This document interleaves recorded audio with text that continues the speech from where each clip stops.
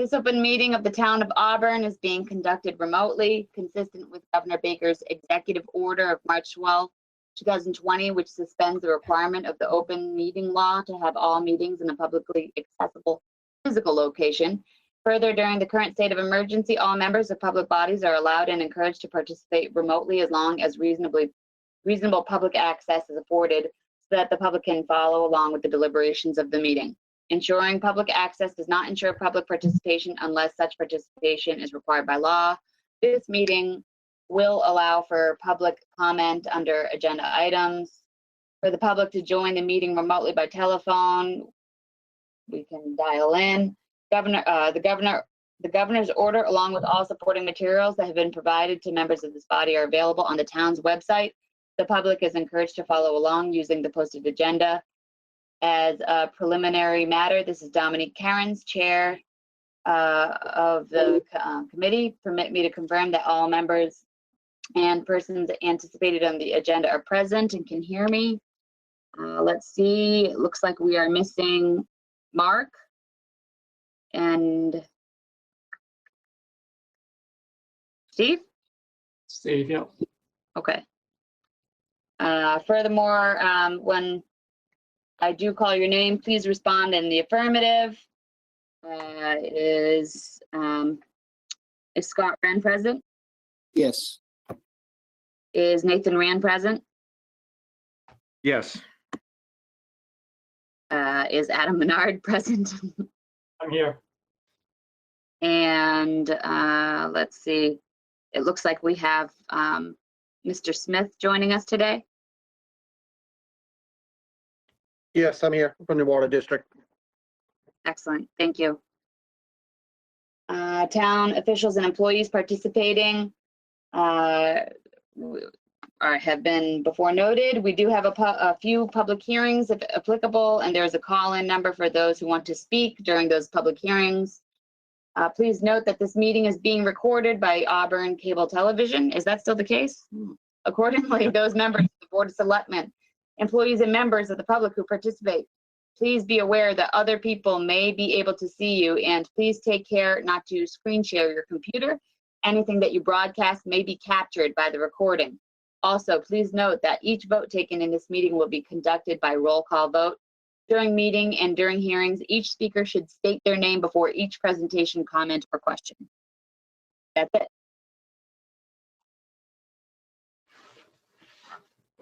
All right, I'll call this meeting to order.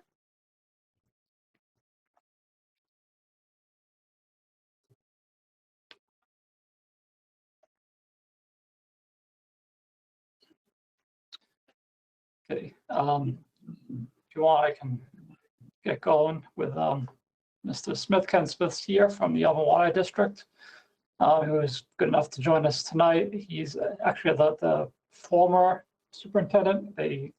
The district, I believe, hired somebody new, so Ken's, I believe, helping him a bit with the transition. As you recall, the committee was looking to ask the water district to come to our meeting to kind of talk about some of the water bodies that they control. Obviously, it's open space, it's conservation land, and it's important to capture that in this plan, at the very least, as open space.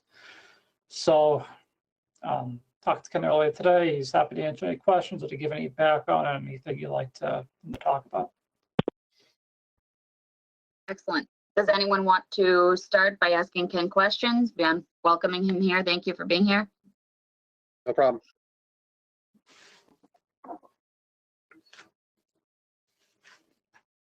Okay.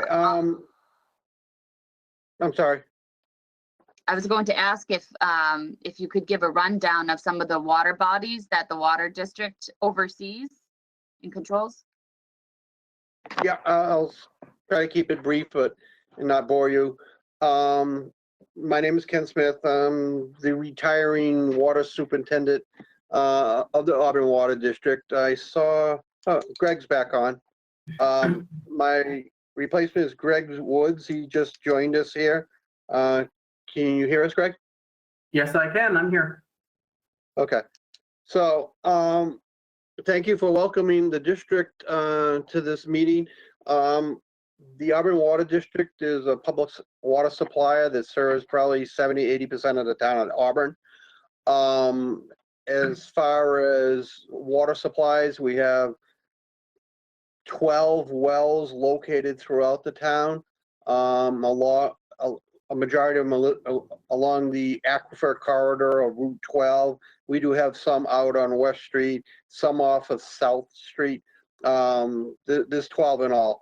They're shallow wells. They're developed in a gravel type geologic formation.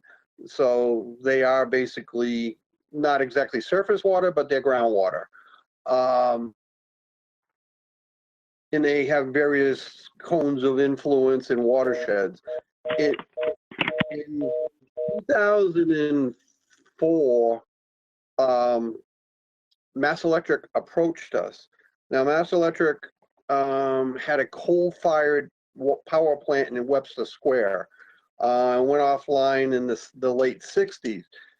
During the post-war era, World War II, they developed 2 reservoirs, and we use the term reservoir as strictly an impoundment of water. And they constructed dams across the brooks, which went on to form Dock Brook, or some people call it Electric Pond for the obvious reason. And they created Upper Stoneville Reservoir.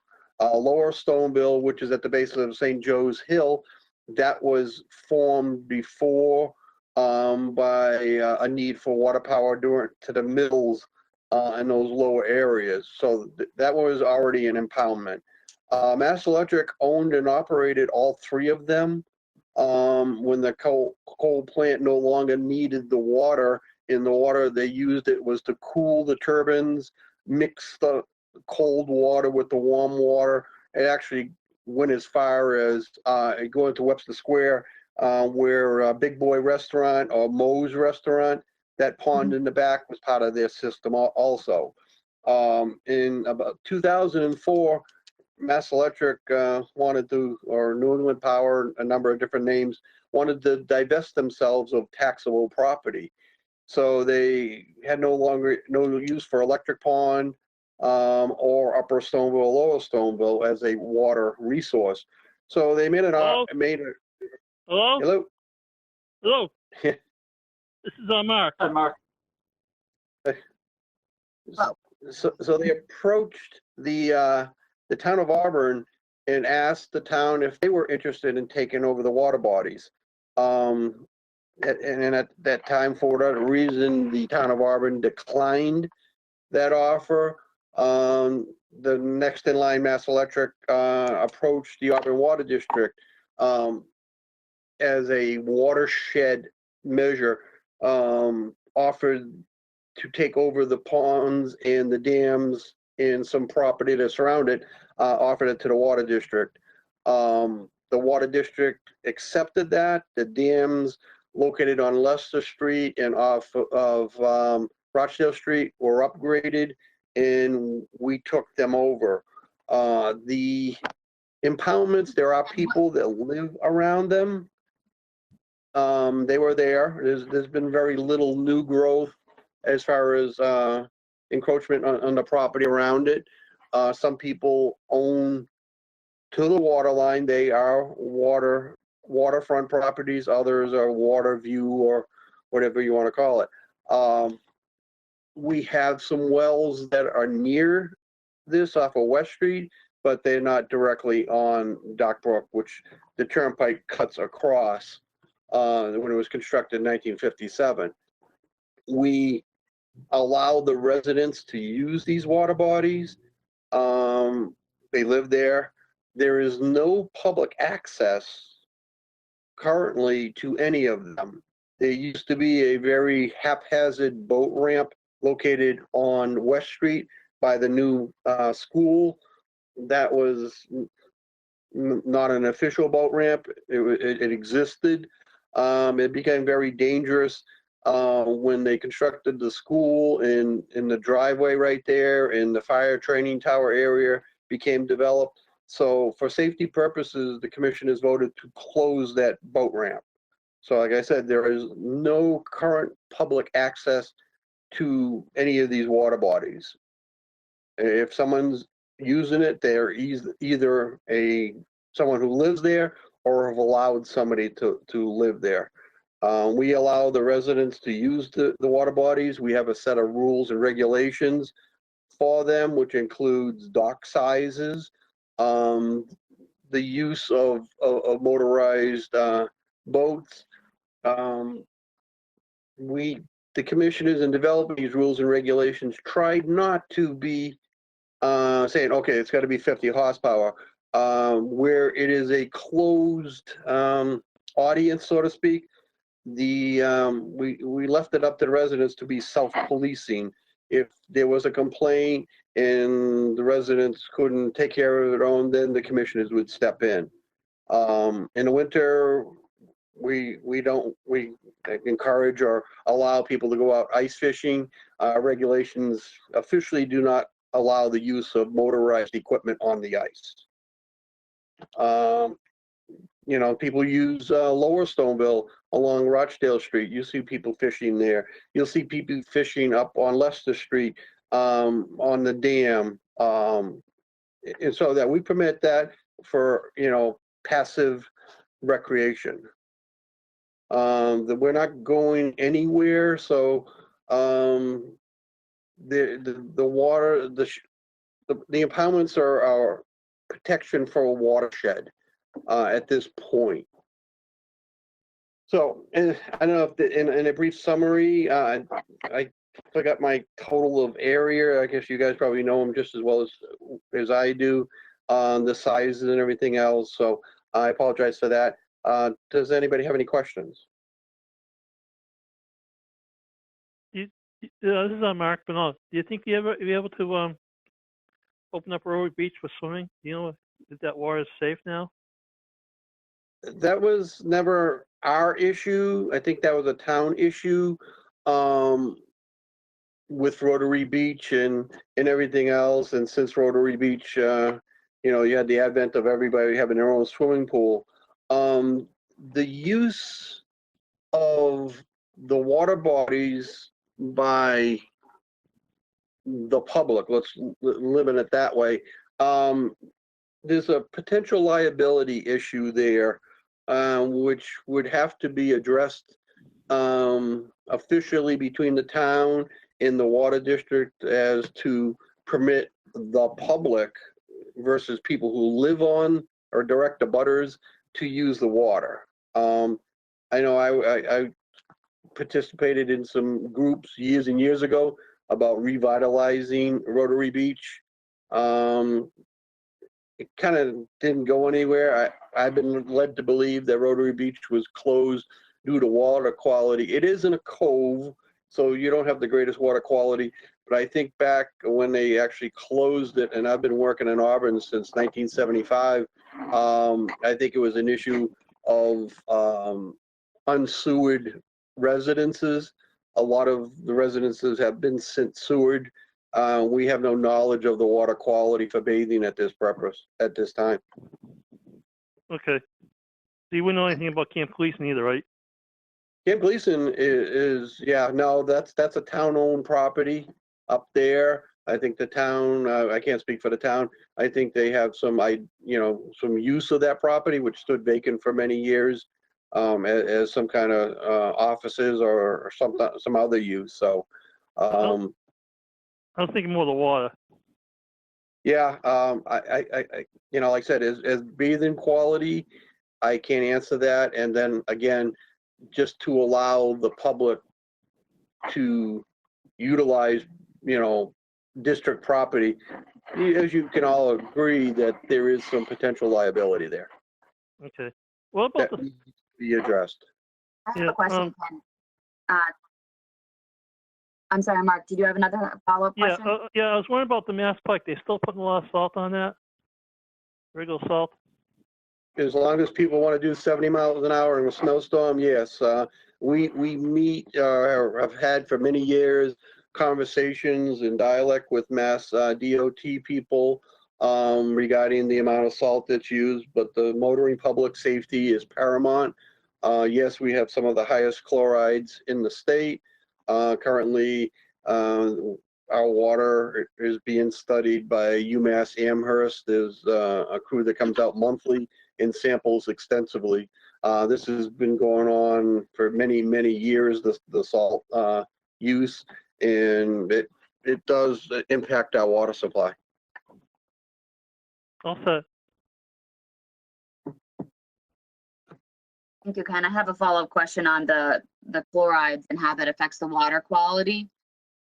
Do you think that's the biggest issue plaguing the water quality in Auburn right now, as far as potable drinking water is concerned? It is, it has been since they put the turnpike in 1957, with the wells being proximal to the highway. The wells that are across the street from my office, people always ask me, why did you put the wells next to the turnpike? The truth is, why did the turnpike go next to our wells?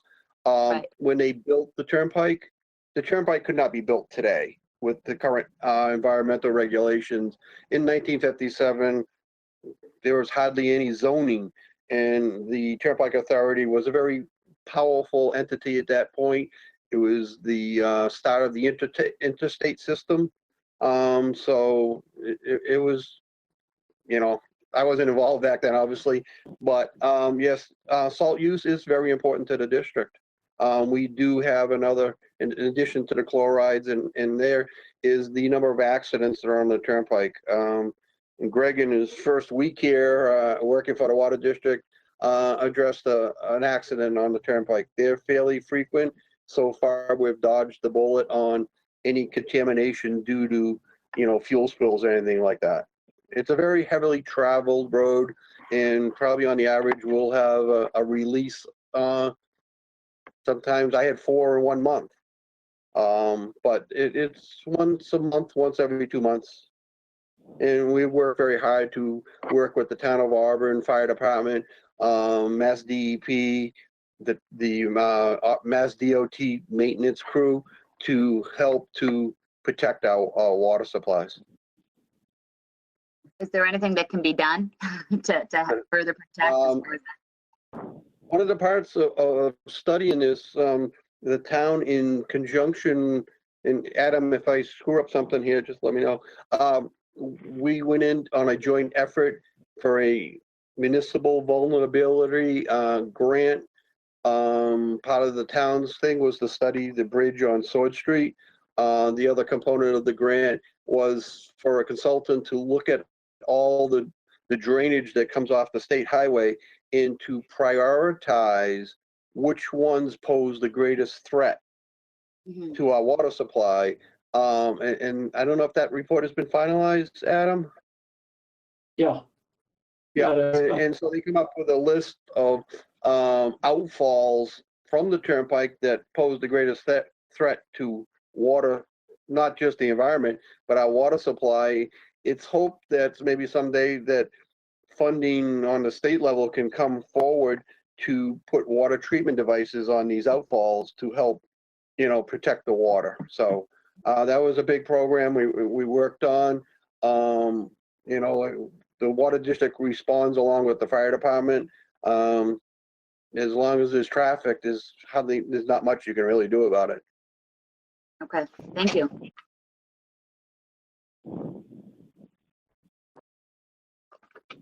I have one other question for you, Ken, that's unrelated to the water quality, but also about Rotary Beach. I had read some time ago a Telegram and Gazette article going over the history that you cited with Mass Electric having purchased some of the water supplies. When did Auburn take it back? When did the Auburn Water District take it back from Mass Electric? I didn't catch the date. The district never, we acquired, I believe, in 2004. I don't know the exact date.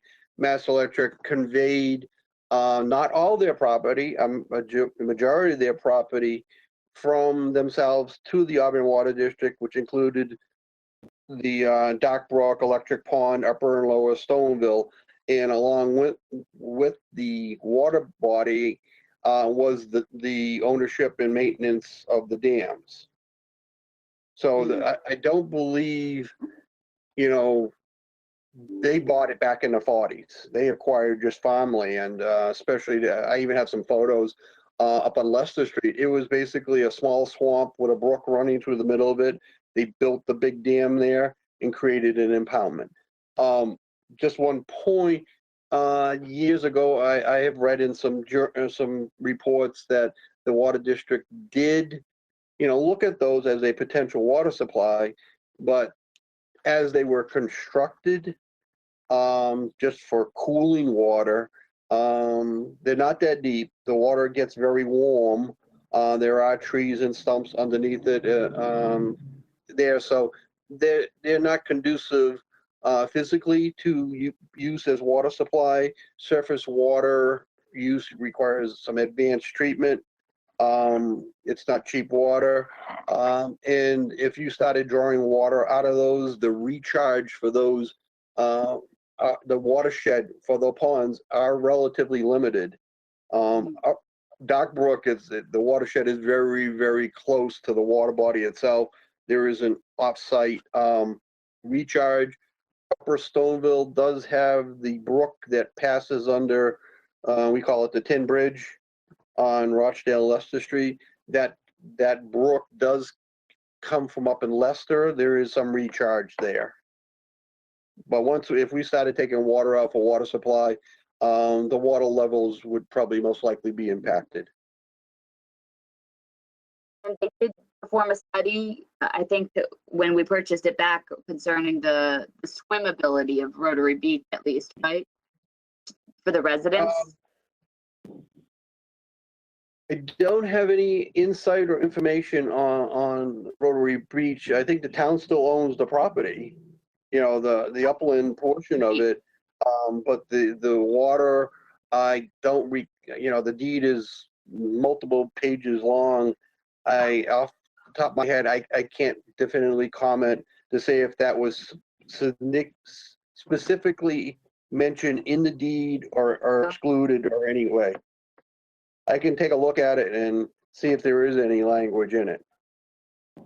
But at the time of the transfer, Rotary Beach was definitely closed. You know, I understand the importance of it as a social, you know, asset to the town. But like you said, water quality, the previous speaker asked about water quality. I'm not sure if there was just poor water quality due to just natural impoundments. It's in a cove. The water doesn't move very much. You add bathers to it, it decreases. Actually, Rotary Beach, they were never hooked up to septic, to sanitary sewer. They had their own septic system. But whether that was a contributing factor or not, I could not say. Sewers were not, I don't think, installed in that area at the time that it closed.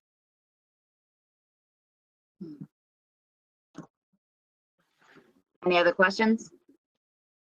Yes. When are you going to start the project on Sulphur Street connecting Auburn to Worcester Water? That is under permitting. We finalized the environmental impact report on that just recently.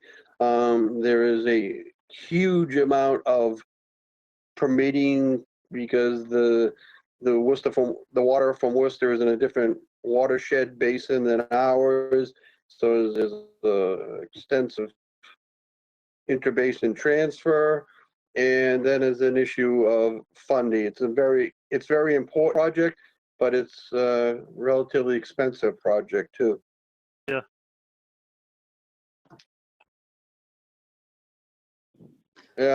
We would like to be able to start it or have it done already, but with, you know, limited funding. You have to get the permitting first and then secure funding before you build it. Yeah, it's mostly very expensive. Probably engineer's estimate, $2.5 million. Yeah, it's a lot of money.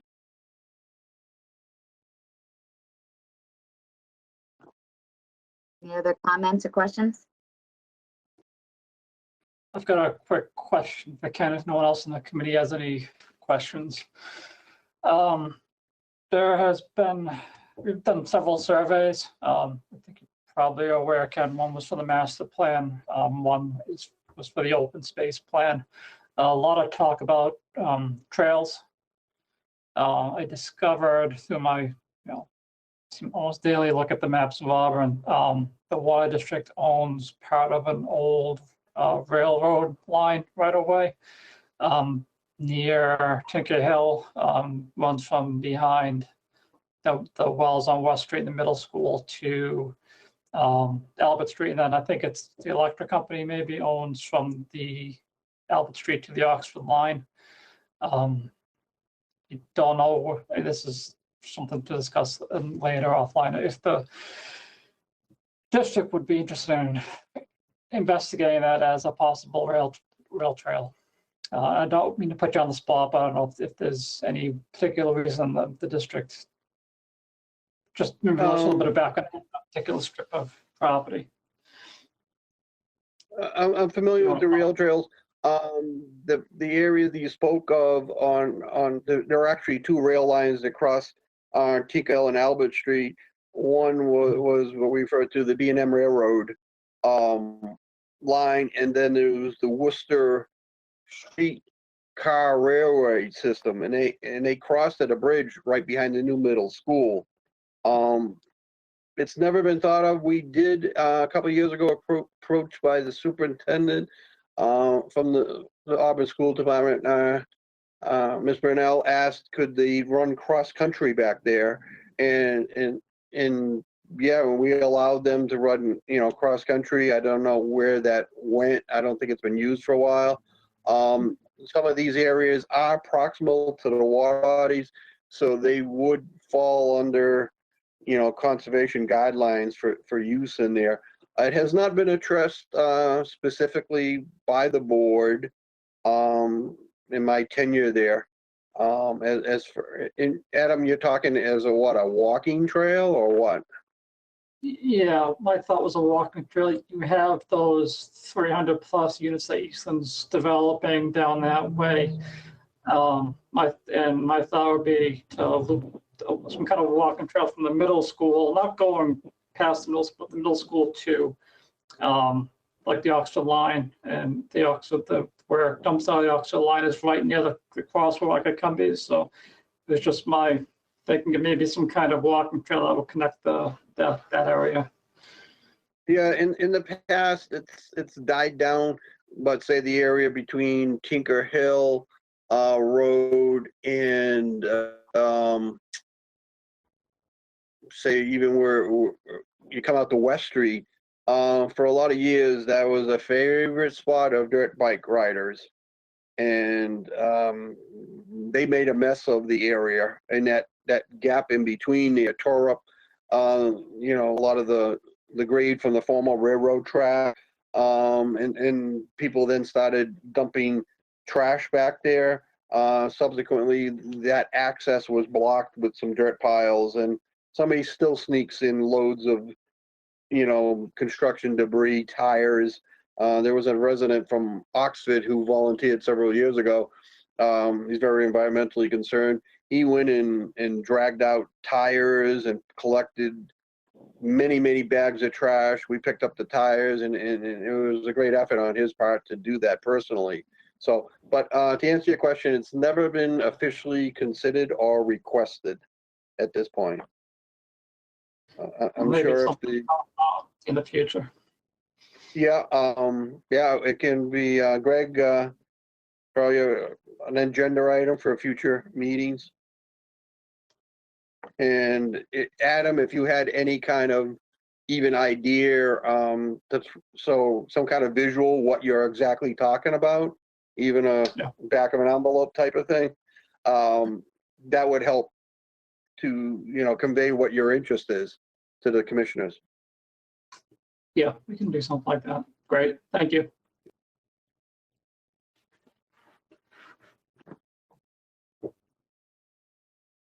Any other questions or comments from members?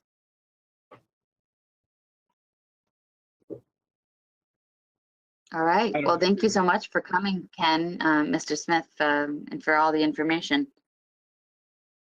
No problem. Like I said, Greg's coming on board. I'm gonna be there in some manner for a while for the transition. We have a lot of projects going on, a lot of issues going on, so I'm still available, even as I move towards my retirement. I've been working in Auburn, like I said, since 1975. I have a lot of roots in the community, and anytime I could be of service to the committee, if you have any questions, please do not hesitate to reach out. And It's like- I've already been here 3 weeks now, but I do plan to swing by Town Hall and actually formally introduce myself to everyone up at Town Hall as well. Great, thanks, Greg. Thank you. Have a good night. Thank you. Okay, so Thank you. Adam, are you need me to stay online to answer any questions on other agenda items or not? I don't think so. Ken, thank you. Okay. Tough question, Bill. I'll hold you. Yeah, you know how to get a hold of me. So, okay, thank you, everyone. Like I said, please don't hesitate if you have any questions. And Greg will, if, like I said, Adam, if you could get some kind of sketch or some idea of what you're looking at, it would help to breach the subject with the commissioners. Will do, thank you. Okay, Thanks, Ken. thank you all. Have a good evening. Yeah.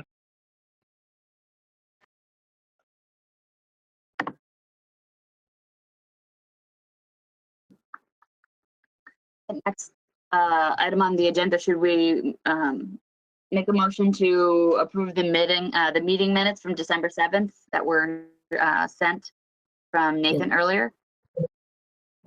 So moved. Second, All in favor? aye. Aye. All opposed? Okay, so we can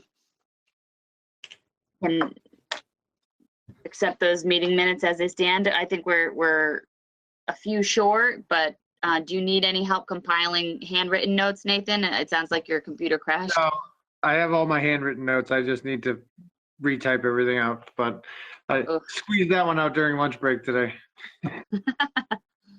Thank you. Thanks. I'll get it down to the clerk tomorrow.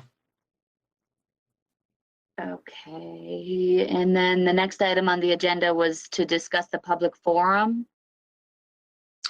Yes, if you'll recall, we were talking about doing this May 17th.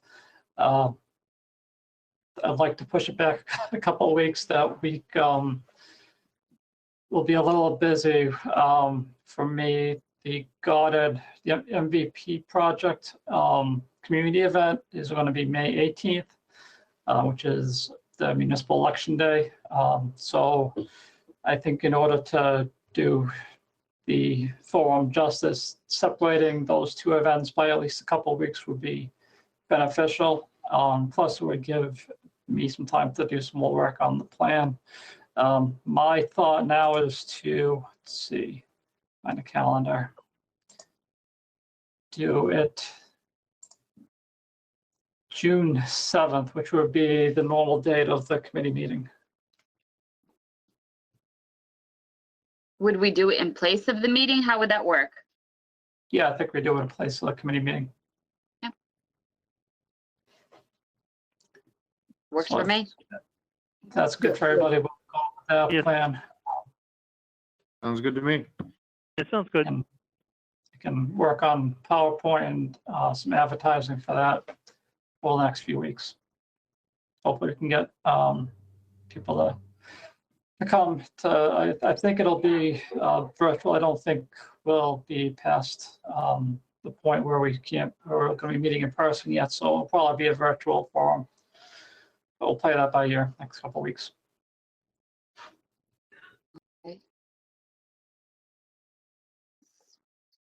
And how will, so it's a presentation specifically about our survey? Or are you going to try to combine some of the Goddard Park survey results as well? Is there something that you can do to speak to both, or is that not? Yeah, it's a good idea to loop in the Goddard Park survey. I'll ask for the results on that in the next couple of weeks, see if they can get time to compile them before that June 7th. My thought for the presentation, not to have it too long, is a little bit of background on what an open space plan is, why we need it, and then get into some of the goals that we've gotten out of the survey, and then kind of open it up to the floor for questions, thoughts, comments, so what the town should be doing. Again, this is hoping for some active participation from the public. It's valuable to the plan to really hone in the plan to what community thinks we should be doing. And looping in the Goddard Park survey, yeah, that's a good idea, and there's a lot going on with that area right now. Is it complete? Have you received all the respondents? The survey is still open, at least for a couple more days. I think the grant technically goes into the year, but I'll ask for some initial feedback or analysis of the survey ahead of time. They should really provide me at least some of the raw data anyways, so what people suggested or liked out of that survey. I would imagine there's a lot of overlap. They probably speak to a lot of the same open space issues that we've discussed and seen in our survey. Yeah, I think there's some similarities to it, especially surrounding the Drury Square area. Mm-hmm. Mm-hmm.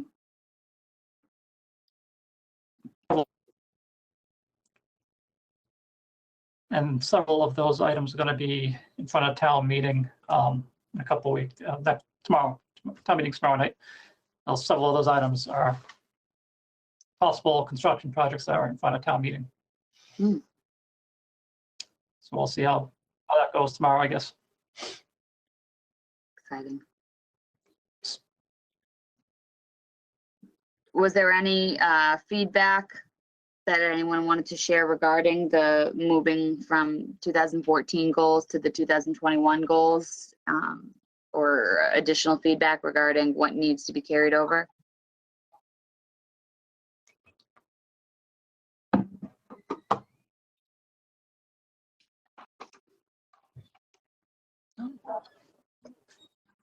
I will continue tweaking the language at work. I think I sent you some language that I've taken out and added in last week, if I'm not mistaken. That the goals are supposed to be these kind of, according to the state criteria, supposed to be these broad goals, and you get a little more detail with the objectives, and then you get even more detailed with the next chapter, which is the action plan. So it's kind of a layered action plan. So I think the goals are general. The goals are supposed to be kind of general, 5 or 6, 7 overarching goals before you get a little more details. There were a couple of areas of discontinuity, but maybe I'm not understanding how the layering works. For instance, on the increase of level of protection afforded to wells, on the general objectives for goal 1, that was considered high priority. But then when I went into the action plan, it seemed like it was a medium priority, some of the specifics of that. So I didn't know how medium priority or high priority, how that was really judged, or if discontinuity on that level really matters. Yeah, you talked about the spreadsheet as well as the. Yeah, I was actually looking at the spreadsheet when I was going through it and comparing I haven't notes. linked the spreadsheet to the Word doc. The high, medium, low priorities are just, honestly, my thoughts. They can be adjusted. Okay. Then nothing, none of that's, set in stone. Just generally the higher priorities are just things I over the past couple of years since I've been here, seem to be more of a focus or more that's needed a bit more than some of the other requirements. That's all. Nothing set in stone, but hopefully when it's all drafted and finalized, it'll flow a bit better. still a little, I know it's a little disjointed still, just because I'm doing it one chapter at a time, so it's a little piecemeal. A lot of work. Yeah. If there's anything that I can do, you can assign homework. That's okay. Will be sending out some drafts to proofread and to look at in the next month or so. So you'll definitely be getting some homework. Adam, the chair wasn't speaking for the entire board when she said that. Yes. I did have a question regarding the conservation agent and the responsibilities, because we had mentioned before the possibility of having this group carry forward or create a different group to try to work with town volunteers.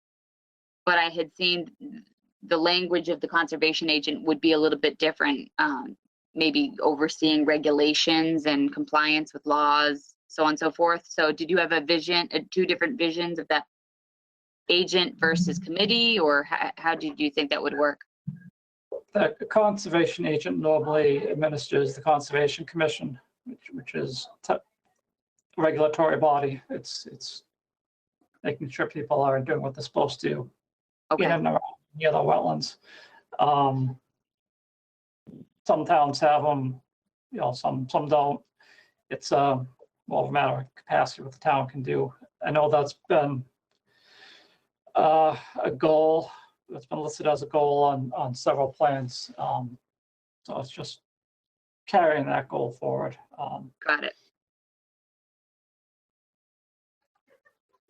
So as for the volunteer stuff, that's we'll have to, it's like, with the committee, is a good idea to try to recruit volunteers and stuff to work on the action items. Something to have further discussions with myself and the town managers where we should be going with that. Some more, harder details on that. Yeah, that was actually one of the comments in the results of the survey that I was interested in highlighting. Someone said that they're sure, they had an Elks and Boy Scouts and listing of different women's groups that they thought could somehow participate in getting things cleaned up. I think it was in a rant about how trashes and parks weren't being taken care of, but I thought it was insightful to call upon those groups. So beyond maybe overseeing certain plots of land or parks, that would be nice to try to rotate, like you said. I know the Boy Scouts have done some cleanup in the past. It was last year, the year before, they did some cleanup along the trail behind the Pappas complex. So they have Great. done some. I don't know about, I can't speak to the other groups, but the other ones I know about. So, and community service is always important. People willing to help out, obviously, that's great to have. Any other comments, contributions to the goals and objectives?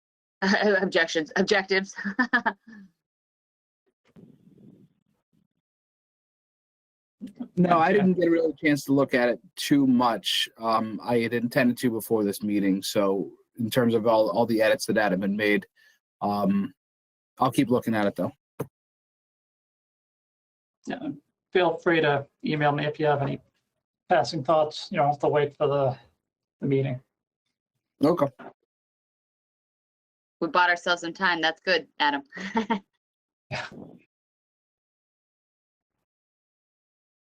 Okay, so were there any other items? I'm looking at the agenda. It's a small print. Do you have any other updates? Yeah, the one thing, I don't know if you had a chance to look at were the maps. That I sent, I think I sent those to you all. Those came across, I got those from CMRPC last week.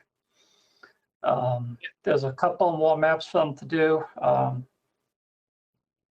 The big one comes out of the action plan. They kind of plot action items on a map. So once we have the action items kind of set, they'll do some more mapping. It was great. This didn't cost the town anything. The town is kind of given hours by being the part of CMRPC.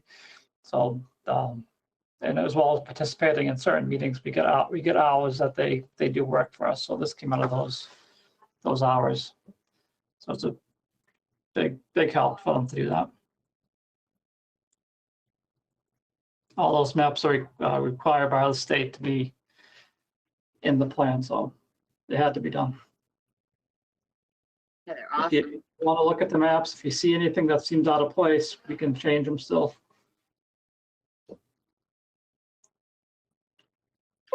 I had a question regarding, I couldn't really tell looking at the maps, but someone mentioned in some of the comments about a plot of land over off of Leicester Street. I'm trying to look at what the comment was. Henshaw, Leicester, and Rockdale. Can you connect to the old landfill from that area? That was the comment in the survey. The landfill is that Leicester Street? Is that Rochdale Street? That's Rochdale Street. Rochdale. Yeah, when it's on Maybe the other that's- side.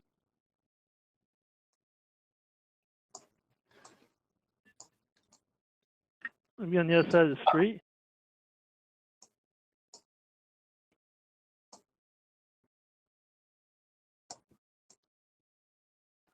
Yeah, the landfill is off Rochdale. This Henshaw Street. So there's a lot of big parcels up here. I think the only one the town owns is the landfill. Okay. Yeah, 340 Rochdale Street. I'd have to double check, but I think that was permitted as a solar farm. I'd have to double check if that's the street address or not. Henshaw Street was permitted as a solar farm, so. And none of these are town-owned. This is. None of it. Okay. So, It was one of those comments that they thought that could be a great walking area. And I didn't know if that was town land or not. Okay. several of these areas are permitted for solar farms. I'm not sure if they've started construction on all of them, or there's been delays due to a National Grid regional study. So that if they're still going to go forward, that's what is going to happen with at least some of those parcels. One other thing that I thought was interesting that I didn't locate before was a comment about Southold Road and that property, because we were talking about it some time ago with the purchase of that new land addition by the town. Someone mentioned a disc golf, I don't know, a disc golf game being implemented over there. And I actually just took my dog over there the other day, and it's a really nice space. I don't know if that's something that was on anyone else's radar. That was the only one comment that I saw about disc golf. Or I've heard a handful of comments. I think Mark, you mentioned it to me at one point a while back about disc golf. Yeah. I don't know what it would take to do that.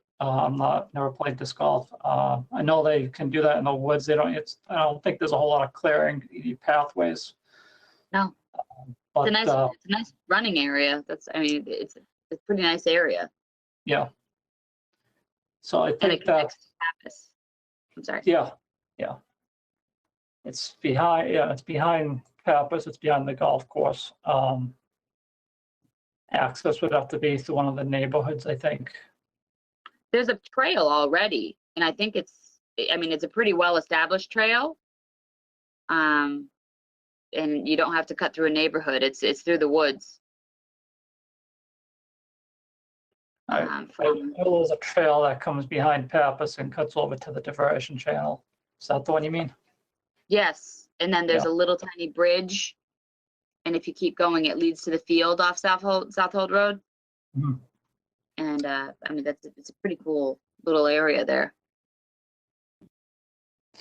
Yeah, right now, I think there's another 5 years that there's the restriction on it of no active active recreation, no development.